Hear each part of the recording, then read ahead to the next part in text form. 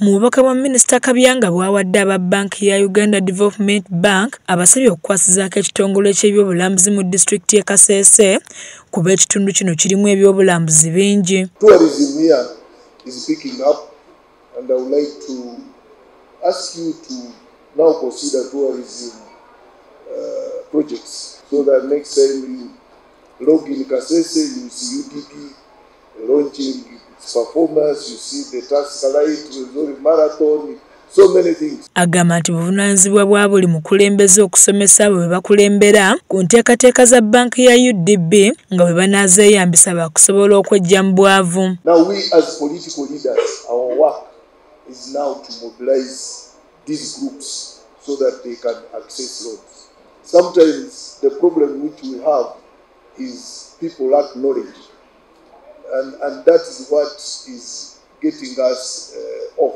Banki ya UDB yavaayo n'ekwasizaako ab'ettendekero lya Bwera School of Nursing and Midwifery mu nsonga z'ebyensimbi ng'omu ku bakulira banki eno Dr. Francis Mulecha asuubiza nti bakugenda mu maaso okuyamba ettendekero lino lisobole okutuusa empeereza ennungamu ku bantu. Our appeal is that government should continue to capitalize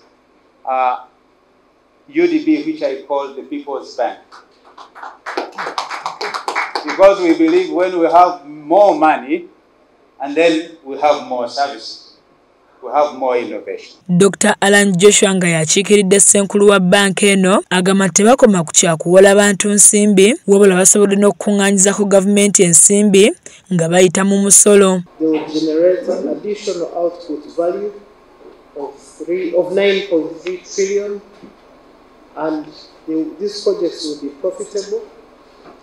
They will generate a profit of about 1.7 trillion, from which government will draw tax in the form of corporation tax and pay, amounting to 455 billion. Ekigendererwa ekikulu ekya Uganda Development Bank ng'eneekolera wansi wa gavumenti ya kuno kyakulaba nga bannayuganda bafuna ensimbi okuva mu kwewola ku magoba amatono ezibayamba okubaako kye beekolera ne basobola okwejja mu bwavu. Moses Mutabali yakusakidde emboozi eno ku lwa KSTV agaleero.